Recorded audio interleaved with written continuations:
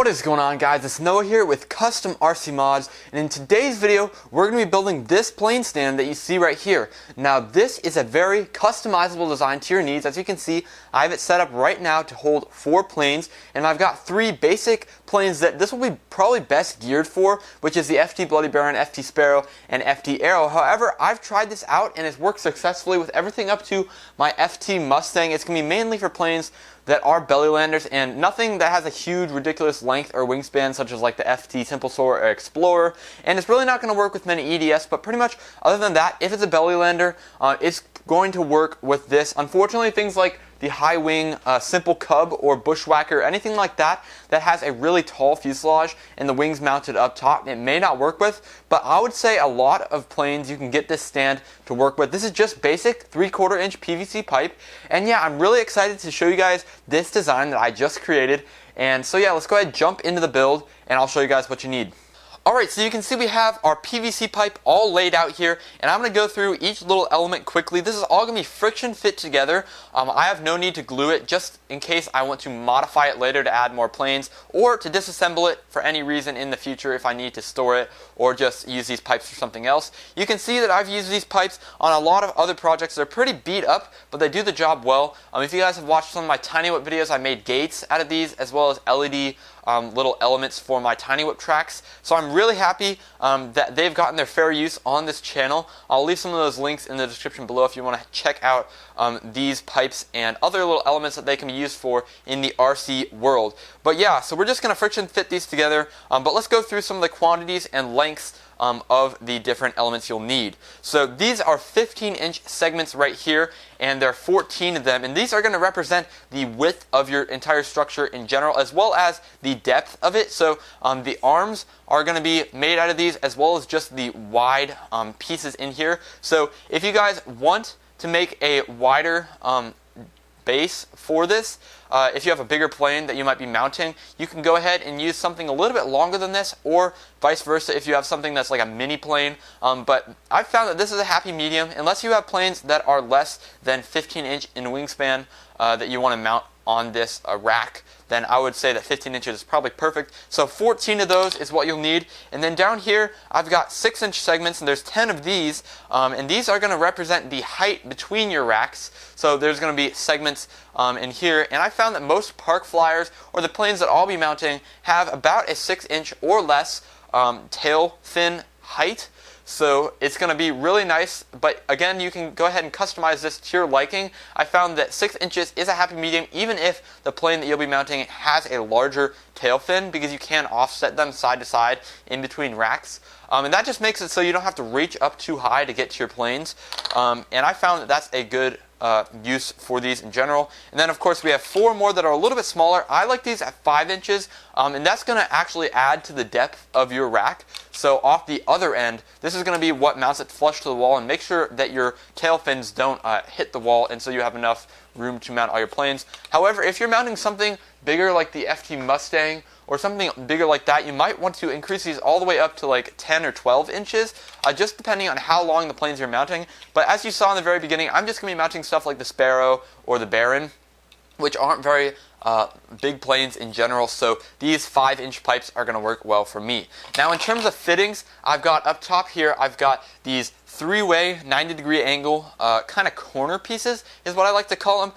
Again, 3/4 inches. Very simple. We're going to need 4 of these for the corners of our base, and then 6 of these T pieces right here that I have. And these are going to be what holds on the arms to our rack. And then we have 6 more of these 90-degree elbow pieces, and 2 of these cross 4-way pieces to make our rack. So let's go ahead, get some of these materials off to the side, and get ready to build.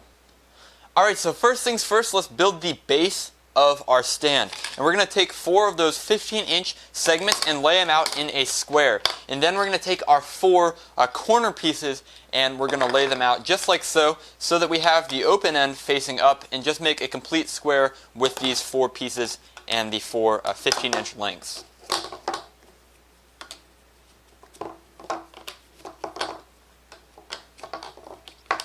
Alright, so as you can see, we've got our bottom base done here, and it is looking really good. Make sure to use a good amount of force when you're friction fitting these together, because that will keep this base strong so it doesn't come apart when it's lifting heavy planes. So the next thing we're going to do is we're going to take a few of our little 6-inch segments and just put them in each right here.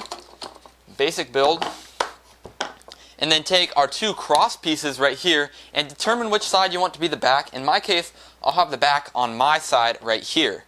And then we are going to take 2 more of these 15-inch segments and put them in just like so. And then take 2 of our 90-degree elbow pieces and put them in there like that. Again, make sure to use a lot of force to make this really strong.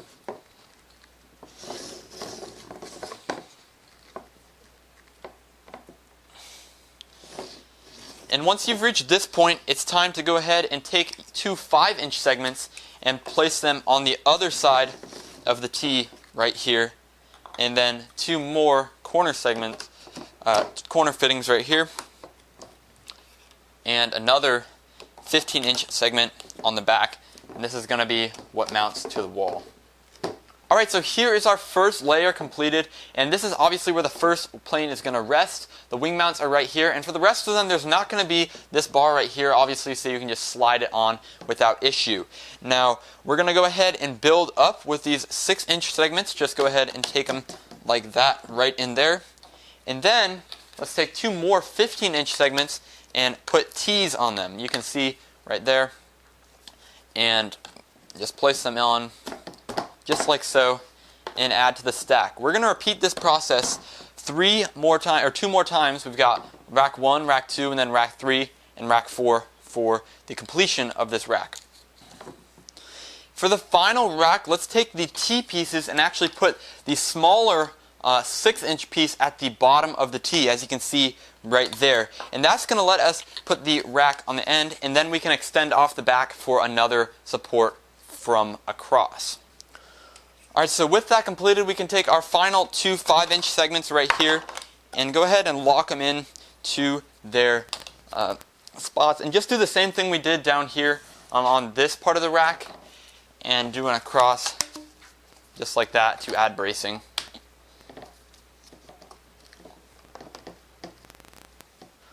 Alright, and so now that we've gotten that done, our rack is complete. Just go ahead and make sure that all your fittings are tight.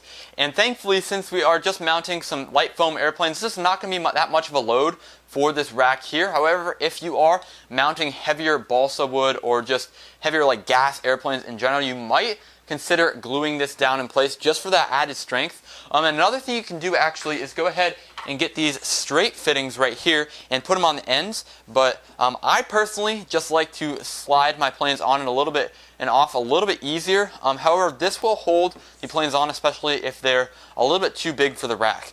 So yeah, that's pretty much it. All I have for this video. I hope you guys enjoyed watching how to build this rack. Hopefully it's helpful. It's really going to be a great addition to the shop. You'll see it right over here on this section of the workbench right there, and that's going to hold my smaller airplanes. I'm really excited to be adding this little modification to my workshop here. It's going to definitely save space so I don't have planes just lying around everywhere. Thanks for watching, guys. If you have any questions or any new ideas for different racks, go ahead, let me know down in the comments below. With that said, I'll catch you guys in the next video.